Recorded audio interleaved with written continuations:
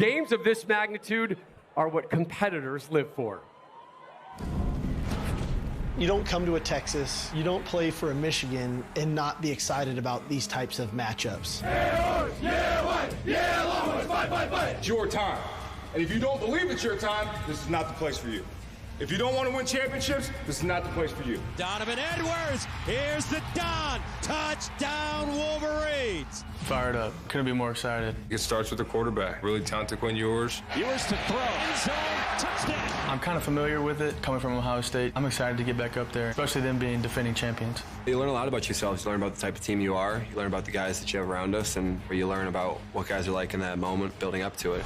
The beauty of games like this is that it gives us a great motivator. This is why you come to playing games like this. Texas is back, folks.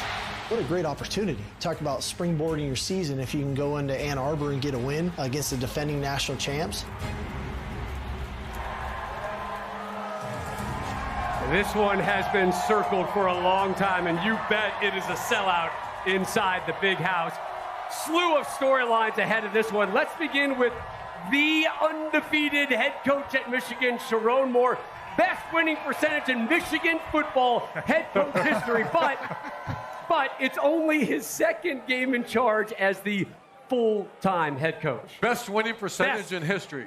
It's pretty better strong. than both Yeah, teams. yeah. Hey, listen, the true evaluation of a coaching staff is how do you handle getting hit right in the jaw. They lost 7 coaches from last year's national championship team.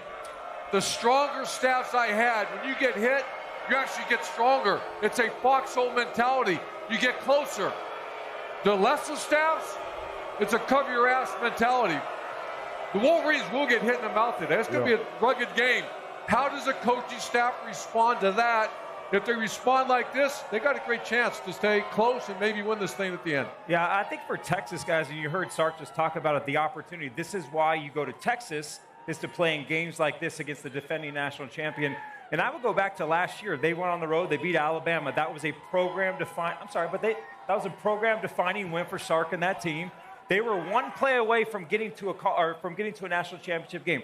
Today feels similar. This is a massive statement game for Texas. Can they, the expectations, everyone has put them in the playoff, possibly winning a national championship. Brady, the question, right, are they back? They have an opportunity to prove that today. It seems like we're always asking that question about Texas. Are they back? Are they? Look, in order to be back, you can't be a one and done. So if you're going to be a team that wins your conference, goes to the college football playoff, came up a little bit short last year, you got to be able to at least get back to the playoff again this year and have a shot at winning a national championship. And I think it's one of the reasons why Quinn Ewers, who could have went to the NFL, decided to come back, because everything's still out there for them. Win their conference, go to the college football playoff, try to cap off his career winning a national championship. But I think the other side of this conversation, Mark, is Michigan and Sharon Moore.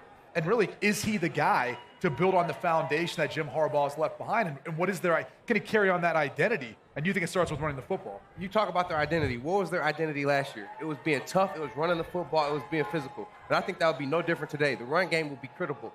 Khalil Mullins, running in between the tackles, doing the dirty work. But more importantly, Donovan Edwards. How are they going to utilize Donovan Edwards and his skill set, his playmaking ability? Get him in space, get him on the edges, allow him to use his speed and his big game playability. I think that'll be huge. And what's the best friend of a new offensive line and an inexperienced quarterback? It's an efficient and effective run game. I think that'll be critical for them today. Yeah, for me, I'm looking for, a bunch of new guys that are out there playing that are starters now. We lost 18 of 22 starters off of this team. When you think about last year's team and all of the guys that came back in order to try to win a national championship, well, those guys are gone now. They've gone on to the NFL. They're on NFL rosters. And so now you got a bunch of guys who were on the sideline last year as backup players who are now thrust into the spotlight. Right. They're the ones that are playing in front of the 110,000 fans and then also playing against a big brand like the Texas Longhorns. Right. This is going to be a big opportunity for those guys to show who they really are, because now it's their time to shine. The thing to watch, Brady, you lost your coach, your quarterback, your running back, your top receivers. They lost 5 offensive linemen, all Big Ten linemen. Their identity the last 3 years was this, the offensive line. I'm going to watch closely. They're facing a rugged defense. If that line can develop throughout the year, because that's the hardest position to evaluate, recruit, and develop. I can't. You talk about the last 3 years. Michigan's always been built for running the ball in that offensive line. So I'm with you, Coach. I'm watching this offensive line and see if they step up to the plate. To me, this has a chance to be a statement game for Michigan and this program, right? Dating back 16 wins in a row, 23 here at home. That's the challenge, I think, for Texas is, and what's really on the plate is you've got the battle of this program. Can they carry forward with that physical identity in particular up front, even though it's 5 new faces up front on their offensive line? The last couple of years, I think the Michigan fan base has felt like this could be the year, right? You are definitely getting that vibe with the folks wearing the burnt orange, and there's a lot of them in Ann Arbor this weekend for this one. Hey, thanks for watching. If you enjoy that clip, make sure you click subscribe somewhere down here. From game highlights to exclusive interviews and rankings, we've got everything you need as a college football fan right here, College Football on Fox.